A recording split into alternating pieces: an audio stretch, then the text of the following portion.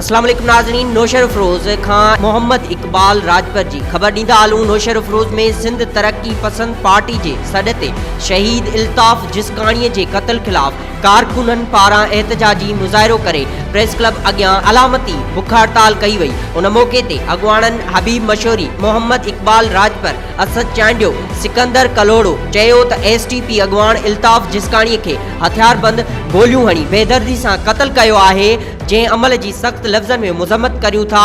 हुननि चयो त शहीद इल्ताफ़ जिसकाणीअ जो क़त्ल कारकुननि खे जिदोजहद तां हटाइण जी नाकाम कोशिश आहे।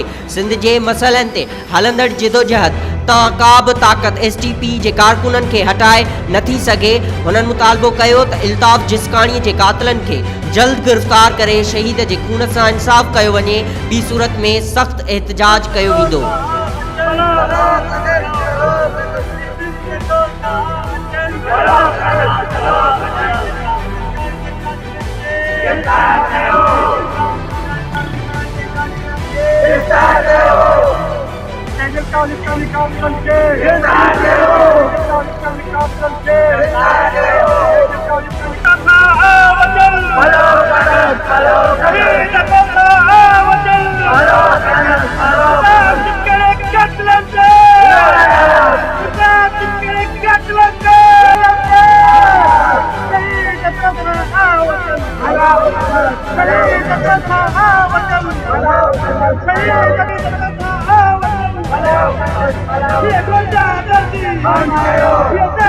ये